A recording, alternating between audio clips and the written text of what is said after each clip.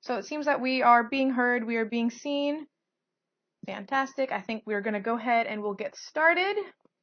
So let me introduce myself. My name is Ibreez Ajaz, and I currently work as an internal medicine trainee at Dareford Hospital in Plymouth. Plymouth is located in the southwest region of England, and it is known as Britain's Ocean City. Just want to put that plug in there if you guys want to think about temperate climates. So I'm going to be looking down every once in a while because I've got a list of your questions in front of me, as well as the computer screen to make sure everything stays tip-top while we do this. But let me start off with question 1. Okay? The first question that I have before me is, can I apply directly to a training post? All right. So you can, if you meet all of the person specifications and requirements for a training post, whatever the training post may be, you can go ahead and directly apply into it. It can technically be the first job that you have in the NHS. Now, we don't usually recommend you start off in a training post for the simple reason that if you aren't well aware of the system in the NHS, if you're not used to working in that kind of environment or seeing patients the way they're seen here or working with the computer systems, it can be kind of difficult to walk into, a system brand new, and that too it being a training post, because a lot of responsibilities and requirements come with a training post. You've got to keep a portfolio, you've got to attend seminars, conferences, all these things to kind of make sure you are progressing in your training. So while you can apply directly into a training post, we would suggest at least taking a non-training post for a couple of months and then progressing or switching into a training post. All right? Okay. Question number 2.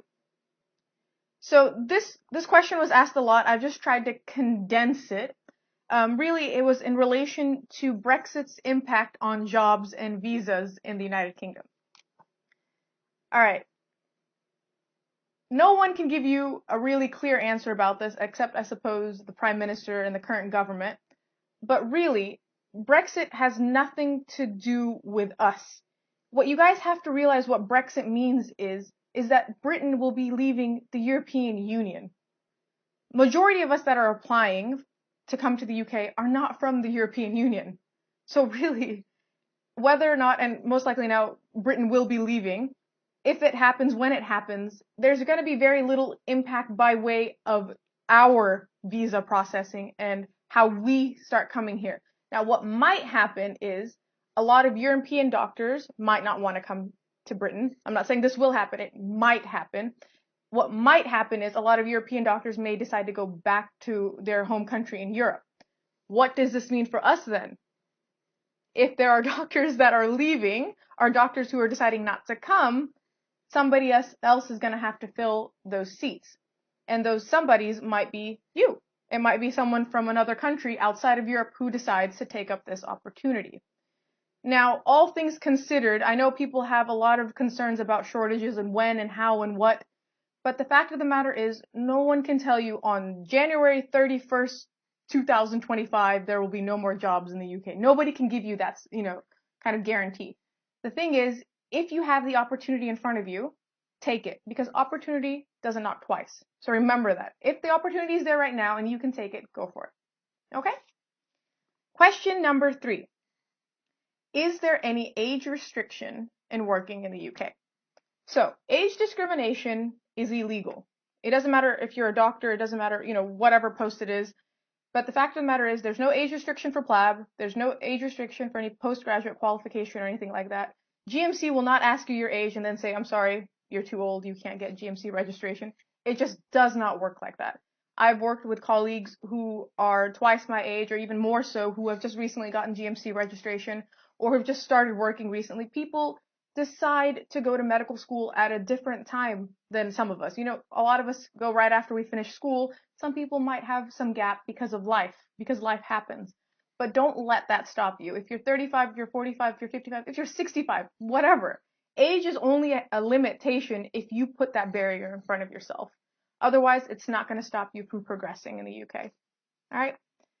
Number 4. What are my chances of getting into whatever speciality? A lot of people ask about specific specialities, but I just want to make this very general because otherwise this video will take forever. But here's the basics. the chances of you getting into that speciality are just as good now as a British person of getting into that speciality, because the resident labor market test that used to be in effect that would limit individuals from applying in the first round of training for many specialities is now gone. What that means is if you are an international graduate, you are at par with a British graduate when they are applying for the round one of that training. All right. Now, what can you do to differentiate yourself from that other British graduate? You can look into what are the person specifications. You can look into what is desirable. You can look into what will increase the points of your application. A lot of those things are stuff like audits, quality improvement programs, postgraduate degrees, teaching experience. So when you think about whether or not your chances of getting into that speciality, if you've done any research or you've done anything like that, those are the things that would increase your chance.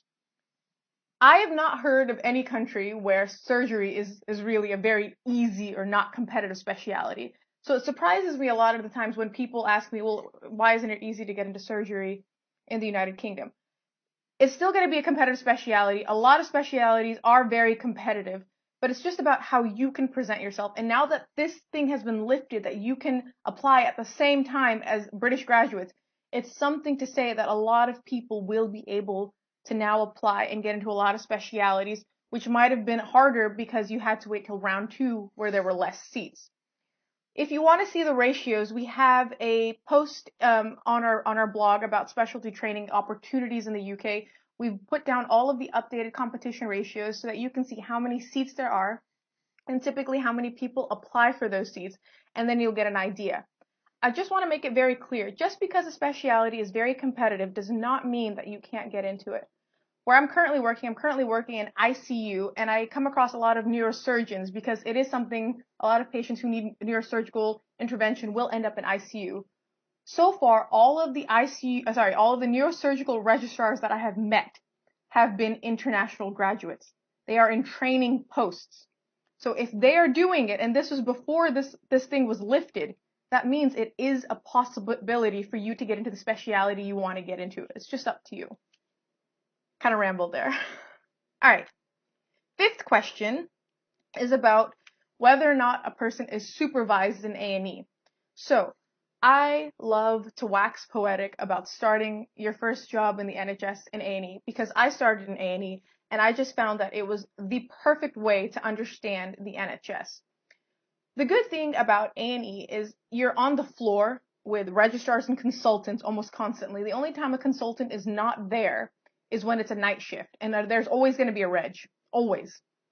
Whenever you see a patient in A&E, you need to have it reviewed. All right, so you can go to a reg to get it reviewed. You can go to a consultant to get it reviewed. Before you make a decision, there are board rounds. At these board rounds, there's a discussion. Why have you decided to do this? What is your next plan of action? What would be this next best thing to do? Sometimes if you're considering whether or not this patient needs to be admitted, if you want to admit them under medical speciality or surgical speciality or gynecological speciality, you can speak to the regs of those respective specialities. So you have immense opportunity to double check everything that you're doing, and you are well supervised and well covered in A&E. All right, so don't be scared. I know a lot of us are scared because it seems like a really fast-paced environment, but really it's a good place to see everything and then figure out where you want to go. And maybe you want to do A&E. All right. The 6th question, question number 6, is about the job and patient load in the NHS. So depending on your speciality, this question will vary a lot. Some specialities obviously will be more hectic than other specialities. Some examples of specialities that are pretty hectic: A&E, ICU, speaking from personal experience currently. But some of the specialities that are a little more relaxed will be specialities like psychiatry or any community-based speciality, or specialities like rheumatology, immunology, that aren't necessarily very acute. More acute specialities are obviously going to be more demanding. Acute medicine is also very demanding. Rotations in GP won't also be that demanding because you're looking at clinic hours, clinic settings. That doesn't mean that if it is very, labor intensive, it doesn't mean that patient load would be necessarily less. So for instance, I work in ICU we usually don't have more than 15 or 20 patients, but the amount of work that goes into seeing these patients is substantially more, in my opinion, than when I was on a geriatric ward where we'd have more patients than that, but less work, if that makes sense. Because those patients are going to be considerably more stable than a patient in intensive care or a patient coming into A&E's resus or coming into A&E majors and needing more of my time and effort to make them stable. All right? Hope that makes sense. Question number 7. Aside from internship, is there any requirement to complete paid work experience for GMC registration? No, there is not. You can complete internship, get GMC registration, and start working in the NHS. You do not have to have any work experience outside of that. All right? Number 8. If maintenance is not provided by my hospital or trust, what can I do? All right. This is a very common occurrence that I've been seeing lately, and there are a couple of things that you need to first take into consideration. First, you need to see if your hospital or trust is an A-rated sponsor, because A-rated sponsors should be ticking yes for maintenance. I have found, unfortunately, that a lot of times people have said that their trust says, no, we can't provide maintenance. They found that their trust was on this A-rated list. They pointed it out to their trust, and the trust said, okay, we'll take it. Now, maintenance doesn't necessarily mean that the trust will be giving you this money. It's just saying, as, in case, if they need this, this is available. If your trust is not an A-rated sponsor, and if your trust is not providing you maintenance, there have been individuals who have kind of told the trust, well, listen, I can't scrape together this money on my own. I'm unable to show that amount for the period required. So if you're not able to give me the maintenance or tick maintenance, I'm unfortunately unable to proceed with this job. And more often than not, the trust has said that they will cover the maintenance. You could even ask the trust to just say that they're covering the maintenance in the cover letter that you will be providing, and get a letter from your trust, against stipulating that, where your trust won't actually give you any money, and they can clearly say that. Or you can say that if any money is required, they will then take it back from you in your salary, from your paycheck. There have been instances where individuals have asked, can a family member show as a sponsor for this? It's been very hit and miss. Some people have been able to pull it off, and some people have not. I would not recommend necessarily just going in there with, a parent as a sponsor or some other family member as a sponsor. But remember, if you have any doubt, just contact UKVI and explain your situation. But first and foremost, I would definitely try and see if your hospital can just tick that maintenance box. Okay. Next question, question number 9. I have a non-UK postgraduate degree. What are my chances in the United Kingdom? The first thing you need to see with your non-UK postgraduate degree is CGMC's Overseas Acceptable Postgraduate Qualification list. If your qualification falls on this list, you can apply for GMC registration. Well, you'll need to take IELTS or OET first, and then you can apply for GMC registration. You're set. You don't need to worry about anything else. Okay? Now, these overseas qualifications vary from country to country, so please make sure you check this list before you decide to try and apply for GMC registration. Now, if unfortunately your postgraduate degree is not listed, you have a couple of other options. You can try for one of those acceptable postgraduate degrees, be it overseas or UK based, like MRCP or MRCS, or you can try plab. You could also try Medical Training Initiative, the MTI, if you meet the pretty strict regulations and rules related to how to apply for MTI. But if you're thinking about staying in the UK long term, I would suggest going through one of the first two routes rather than MTI, because MTI will give you a Tier 5, which will not count towards your indefinite leave to remain, and you would have to go back home and then apply for a Tier 2 and come back, which would reset your ILR clock, which means that the time between now and you're getting citizenship would start all over, even if you'd been in the UK for 2 years on a Tier 5 visa. So if you have a postgraduate degree, like for instance, if you have an MD in cardiology, let's say, and it's not accepted by GMC because it's not on that list, you can do plab or you could do MRCP and then get GMC registration. And that MD doesn't just, evaporate. It can be used towards your specialty training. It'll give you extra points. You can talk about in your interview that, hey, listen, I've got this experience, I've got this degree, and it can still help you, but unfortunately, it wouldn't necessarily give you GMC registration. Alrighty. Question number 10. How long does it take to get a job after GMC registration? If I had a nickel for every time this question was asked, I would probably be able to quit my day job. But the basic fact of the matter is, no one can give you a really, really narrow or exact window because everyone's situation is different. Everyone's experience is different. But if I had to say as a range, I have seen people, have been able to get a job within 2 to 3 months after getting GMC registration. I personally know a couple of people who, while still applying for GMC registration, have gotten a job. These are people who might have just gotten internship experience and that's it. These might have been people with 1 or 2 years of experience. I even know somebody who had a couple of years of no work at all, and they managed it within 2 or 3 months. It really just does come down to how well you apply and how well you sell yourself, and then how well you feel that your CV is. Which is why we've come out with this course on our academy, roadtouk Academy, about applying for jobs, applying for NHS jobs, essentially, where we talk you through it. It's a free course. I mean, if you have the time, set it aside. I think it won't take you more than maybe half an hour to an hour to really sit there and maybe keep your NHS jobs profile open in a second window and just see if everything is fine. Because your concern really is about how well you are doing what you are doing. If you aren't feeling that you're getting any response despite the effort you're putting into your job application, it might just be that you need to tweak 1 or 2 things. And that's where we're there to help you with this course. All right. And then question number 11. What IELTS works for GMC registration? So since October of 2019, there has been a new rule that has basically stated that whatever English proficiency exam you use for GMC registration, it can then be used for your Tier 2 visa and from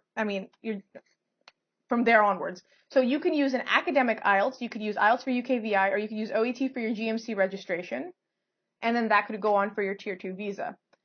You don't have to take a UKVI, IELTS for UKVI anymore. We used to say that, if you do IELTS for UKVI, it'll tick all the boxes. You could use it for plab, GMC registration, and your Tier 2 visa. But now, academic IELTS and OET can be used for your GMC registration and your Tier 2 visa. All right? Just want to make sure everyone can still see and hear me. And hope the questions I'm answering them clearly enough and I'm not rushing through. I just want to make sure that it's all fine on y'all's end. And we will proceed. Make sure you guys tag your friends in case they have these questions later on and then I have to just, repeat them again. But hopefully I am answering what you guys are asking. The next question we have is question number 12. How best to apply for jobs in the NHS? All right, I'm gonna again throw back to our academy course that we have that you guys can go through about how to apply for jobs in the NHS.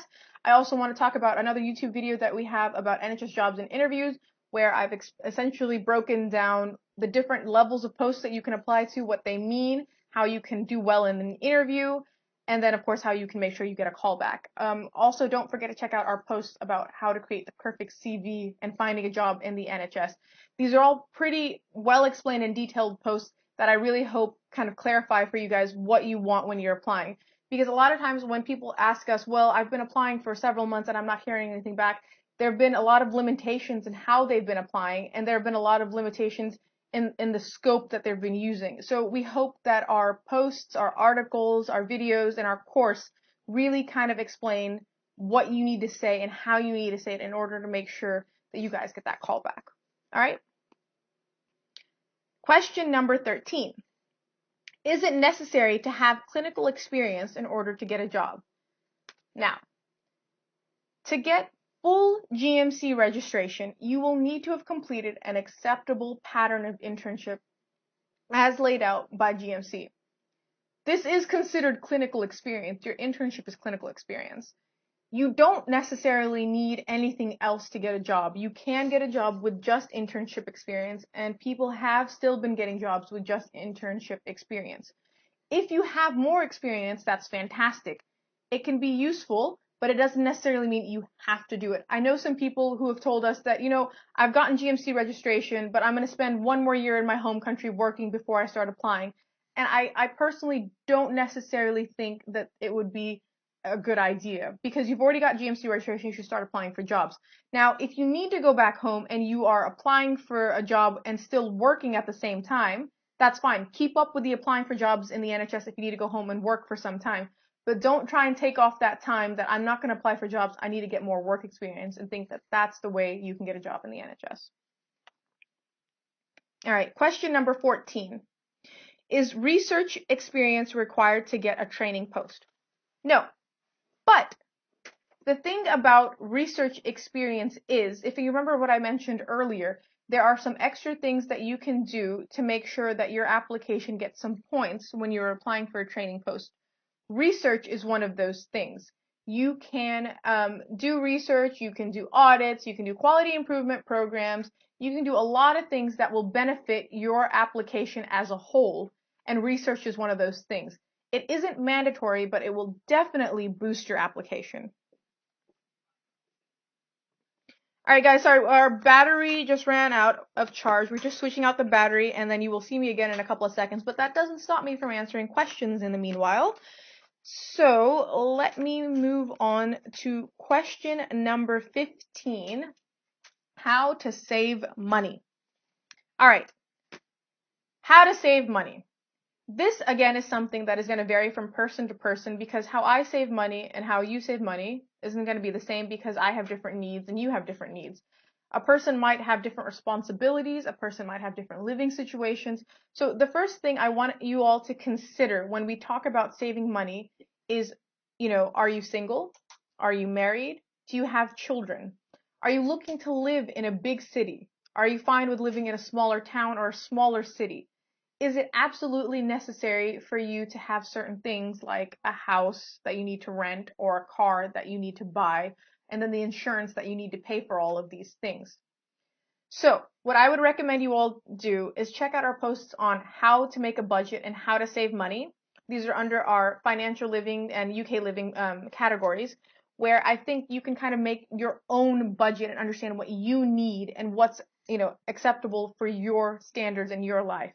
So, for instance, when I started, working in the NHS, when I first started out in a trust grade post, I found I wasn't spending more than £200 a month, and that was utilities and food and life and living. So that worked for me. I was able to save a lot of money per month, because based on my salary and how much I was spending, it was very little. That won't necessarily be the same situation for you. I mean, I had a lot of things that were going for me in that I was using hospital accommodations. I lived very close to the hospital. The town that I was living in, if you had an NHS ID, you could take the park and ride and it was free. So I was saving money in a lot of ways. Now, if that necessarily bodes true for you, then you'd be able to save more money. But the thing is, I see a lot of people waste money on things that I think are unnecessary or excessive initially when you come to the UK. Those things are things like, you don't necessarily need to have a monthly phone plan on your phone. I use a pay-as-you-go, and I maybe recharge it every 4 or 5 months, and that's just £10. And the reason for that is, with the internet, you can pretty much call anybody you need to call. You can text anybody you need to text, and that's free because you're using maybe the hospital Wi-Fi, or you're using Wi-Fi within your own home. Very rarely outside of the home will you not find Wi-Fi. Most major supermarkets, malls, stores have free Wi-Fi. So really, unless you're in a situation where you don't have any of those things, you don't need to be using your phone. And I know sometimes people are like, well, if you want to call back home, there are a lot of even, VoIP type services where you can use the internet and you don't need to actually spend money to call home. So you can look into things like that. Excuse me. Now, a lot of things, like, I know people will be like, well, I want to have a big TV, I want to have satellite, I want to have cable. Slow down.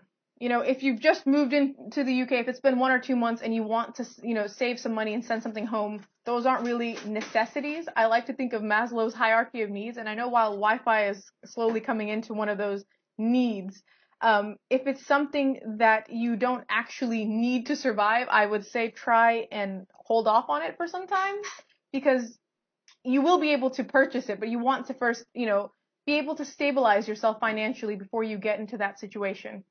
Another thing you need to take into consideration is whether or not whatever you're spending your money on is a recurring cost that will help you budget yourself very well. If you're not having a recurring cost, then you can see where that money goes. It doesn't necessarily need to go that way. One mistake a lot of us make when we start renting a house or an apartment for the first time is we keep the utilities and, like stuff like electric company or gas company or water company that the previous tenant had. You can look into tariffs and see what would be best for you. When I lived in Yorkshire, there was a really great one that unfortunately is not available in the Southwest, but it paid me back every couple of months for being, environmentally friendly. So I would get like £10 gift cards to any restaurant or any store that I would want to go to, just because I was, not using an excessive amount of water or not an excessive amount of electricity. So look into things like that. You can find these all online on the government tariff website to see what is appropriate for your situation. And always remember, you're not going to get rich overnight. It isn't a matter about, getting rich. It's not about just making money when you work in the NHS. There are a lot of things that you can save money on. The NHS ID card gives you a lot of discounts for a lot of things. It's just about you being smart. Unfortunately, a lot of us kind of get this feeling that once we move to a country like the UK, we should have the best of everything, the biggest of everything. But the best of everything, the biggest of everything doesn't always have to be the most expensive thing. You can do very well on your own, spending a reasonable amount of money and not go red in the bank just because you want to look good for someone else. All right? All right, next question. Can you get a visit visa for a clinical attachment or observership? I'm just going to take a sip of something, guys. Sorry, my throat's getting dry. That is not a product placement, I totally promise. It's just something to drink. Okay. So, if you've already come to the UK on a plab 2 visit visa, you'll know that you get that visa for 6 months. Now, the UK requires that you cannot be in the United Kingdom for more than 6 months if you're not paying towards, national insurance or international health surcharge. Okay? So when you take that into consideration, if you will get a visit visa for 6 months and then you go back home and you try and come back for, let's say, another 6 months, the UK will probably ask you why you're trying to do that, because you'll end up staying potentially in the United Kingdom for 1 year based on these visit visas. There have been people who have managed to come back from a visit visa and come back again to the UK, but it's been very few and far between, and there have been a lot of situations where UKVI have rightly asked, you've already been in this country for 6 months, and it's not been enough of a time in between for you to come back again for another 6 months without it looking like you've been in this country for 1 full year. So please keep that in mind. If you've already spent full 6 months and then you try and come back again, there may be a chance of denial. But aside from that, you can come to do a clinical attachment or an observership on a visit visa. All right. Question number 17. What is mandatory to get a non-training job, and what is mandatory to get a training job? If you look at, let me talk about non-training jobs first. If you look at the person specifications or job description, it pretty much tells you what you need. There are a lot of desirable criteria. Now, if you really want to add an extra oomph and you have some time, I would suggest doing the Bart City Lifesavers BLS course in London, just because it's £30. I think now they've increased it, actually. It might be £35 now. And it allows you to add on to your CV with something that's a relatively inexpensive course. If you also have the chance or opportunity, you can try doing things like ILS or ALS, but since they cost so much money, you can try and get a job first and then complete those courses. Outside of that, if you see any free seminars, any free courses, any BMJ learnings, you can do those things and let that add to your portfolio as a non-trainee. Now, when you are applying for a training post, if you have already been working in the NHS as a non-trainee, you have literally so many opportunities to make a really good portfolio as a trainee. You can do the ILS course that I mentioned, ALS courses, see within your hospital whatever courses that they have available like Alert, or if they have anything similar to Alert like Assert or Impact. You can attend any conferences or seminars or teachings. You can participate in teachings.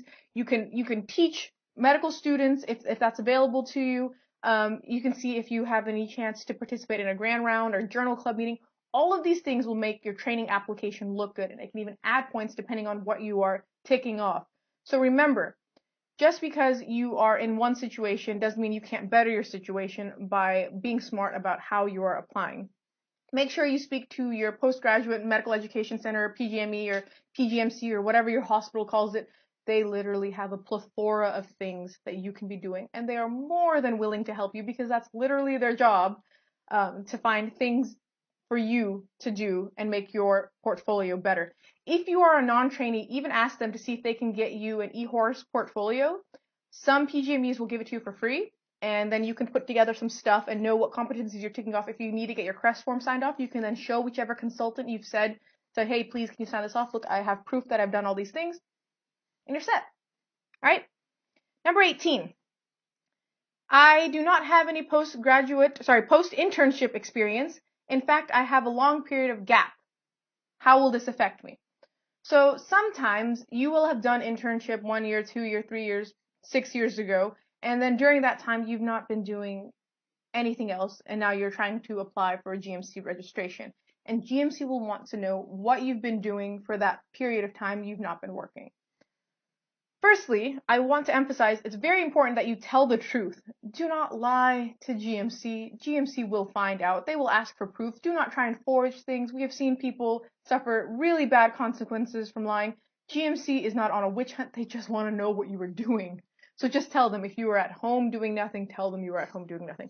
If you were studying for USMLE or for some Canadian licensing or Australian licensing, say you were doing it. If they ask for proof, I'm sure you have proof that you were studying for these exams, or that you were preparing for these exams, or that you took these exams.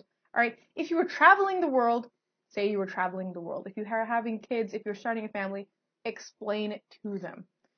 If you have not already, I would definitely tell you to check out our article and our video on breaks in clinical practice, explaining what GMC might ask of you if you have these kind of breaks, be it within internship or after internship or even before internship. But the basic thing that I want you guys to take away from what I'm saying about this is please, please, please be truthful, all right? Don't think that, all right, I have this 5-year gap, I'll just tell GMC I was volunteering and then I'll have somebody write me a letter saying I was volunteering. Don't do that. Don't lie. It's a probity issue, and GMC does not like it when stuff like that happens, all right? So whatever it is you were doing, just be truthful about it and go about it. Alrighty. Question number 19. How do I prepare for IELTS, OET, or plab? Okay, guys, that's a lot of stuff. And a lot of you guys were asking this question, and I really want to signpost towards our blog where we have a ton of articles talking about how to prepare for IELTS, how to prepare for OET, planning your plab journey, talking about how to prepare for plab 1, what to expect on the day of your plab 1 and plab 2 exam, how to plan about going about for plab 2, about the visa, about accommodations. I know a lot of you are very confused or, anxious about this thing because it is a pretty big step. Honestly, I think the scariest part of the entire plab journey is probably coming to the UK for plab 2 and figuring out what to do after that. But really, you might think, well, why do you always tell me to go read this article post, or why do you always give this link? The reason is we've written it for that exact purpose. Because when we first started doing all of this, it was just basically Facebook posts or texting people, this is what you need to do, this is what you need to do.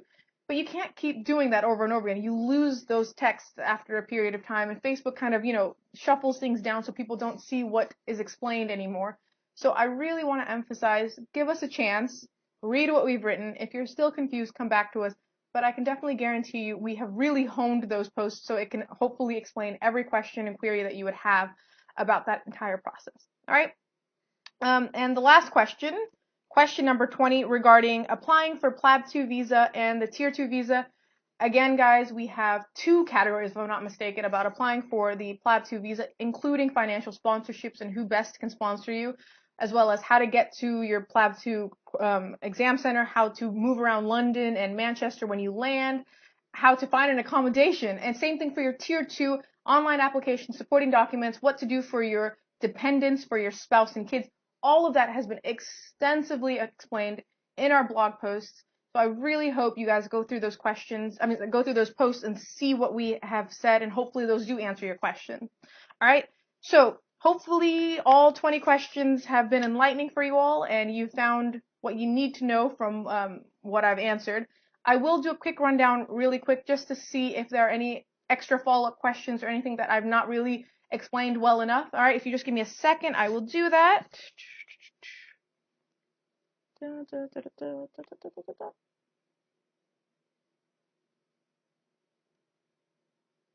Okay, 1 second.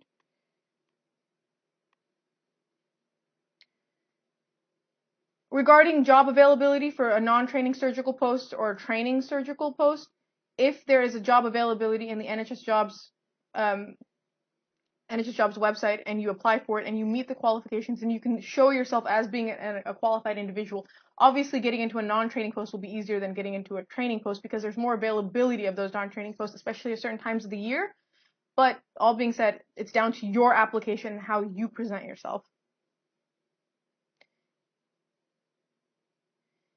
Can we shift our non-training job from one department to another in the same trust if there is no job mentioned on the NHS website? Yes. Yes, you can. I did that. I moved from A&E to medical rotation posts within my hospital after I spoke to the HR. And you still, of course, will need a certificate of sponsorship for that. But don't worry about all that kind of nonsense. It's just really down to you can do it. Okay.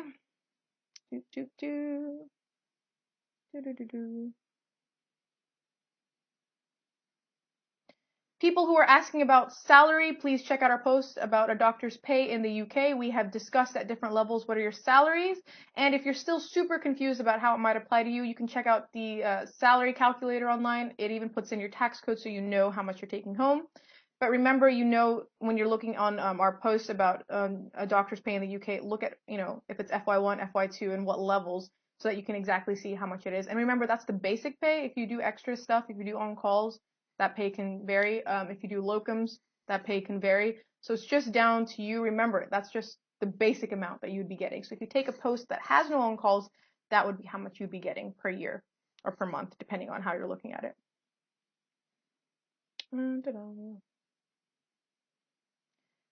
The name of the course for job application, if you check on our YouTube channel or on our website we have a section called Academy. You can see it there. It's called Applying for NHS Jobs. Or if you go on our YouTube channel, we also have a section there, and it's again the same title. All right. Yes, this video is recorded. All right. How hard is it for a foreigner to specialize in the UK? I suggest you check out our YouTube series on Ask a Consultant, and I think you'll find the answer to that question.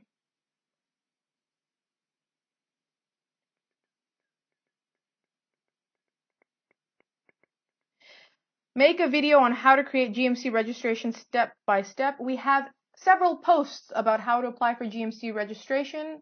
Please check them out on our website. We have stuff from online application, for evidences required, from everything. It's there. Don't worry. As much as we'd like to do a video on everything, there are some things that you can't really do a video on. GMC registration is something that if we did it at that time, we would have to basically do the video on because you can't apply for GMC registration again, unfortunately. But don't worry, we took screenshots of the entire process and hopefully it should be clear to you.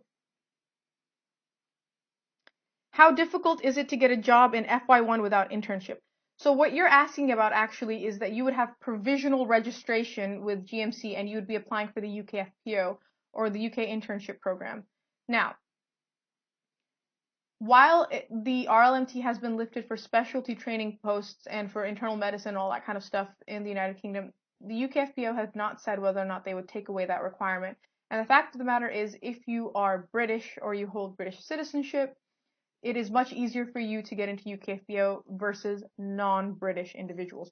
That doesn't mean if you are not British, you can't get in, but it's just a matter of availability of those seats after all the British students have had their chance. So taking that into consideration, we don't know for next year's round if they will take away that limitation. If they do, fantastic, it won't be as difficult. If they don't, you'll just have to see what your chances are in round 2. If you don't want to wait around, I would recommend, if you can, go back to your home country or any other country that can provide an acceptable pattern of internship and just complete internship from there.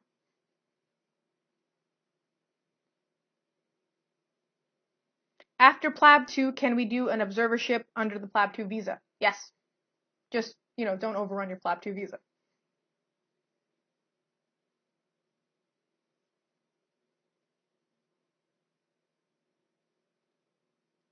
Okay.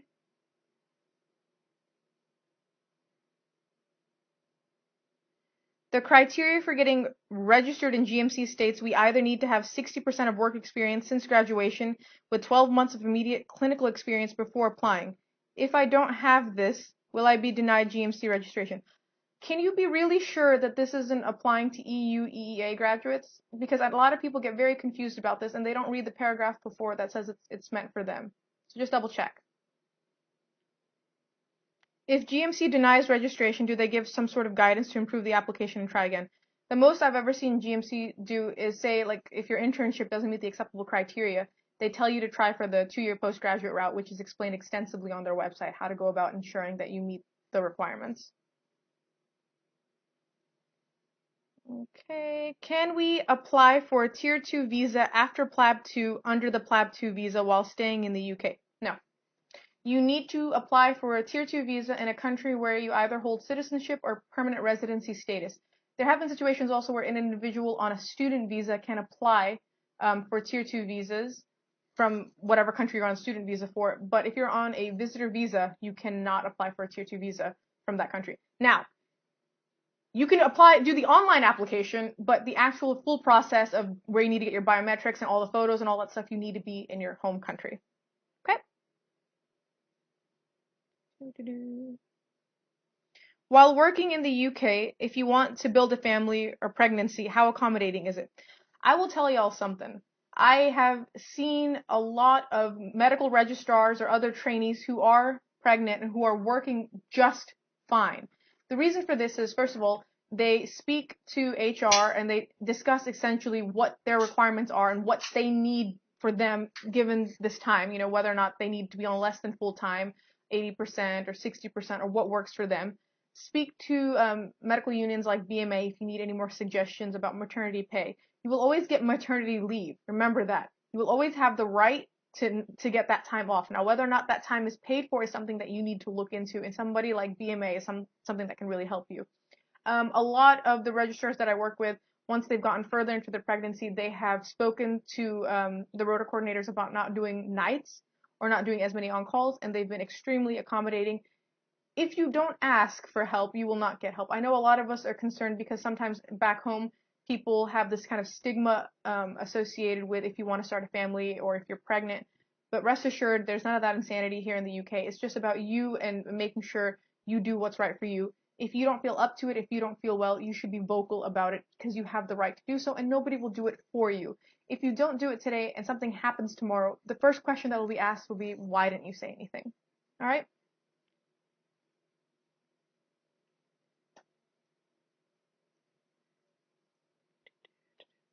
Expenses for a Tier 2 extension for you and one dependent. I don't know the numbers off the top of my head, but it is on the UKVI website. Okay. Can I start training in other specialities after I finish GP CCT training? If you really want to. I don't know why you'd want to if you've already finished GP, but I do know 1 or 2 people who have actually finished being GPs and then decided to come back because they weren't super happy with the GP life. Just check out the person's specification. If you meet all the other requirements, go for it. It's all on you. My husband and I are taking the plab journey together. We are in plab 2 step. We are afraid we might be denied to plab 2 visa together because of this. I know a ton of people who have come with their spouse for plab 2 visas because they need to take plab. The reason sometimes people who are married to someone else get denied for plab 2 visa is because maybe there's a situation where, the wife is coming to take plab 2 and she's like, I just want to bring my husband along. He's not taking any exam. UKVI might be like, well, but why does your husband need to come with you? You can go and take the exam yourself, or vice versa. But if both of you are coming to take an exam and you're showing that you have financial stability to do so, whether it be you're self-sponsoring or somebody else is sponsoring you, if you're showing proof that you have somewhere to be, if you're showing proof you have somewhere to stay, if you're explaining every single part of your entire journey while you're taking plab 2, there's no reason for denial. All right? Oh, okay, sorry, I feel like I'm missing some questions. All right. Is immediate recency of practice necessary before applying for GMC registration? Do you mean do you have to be working and then get GMC registration? No.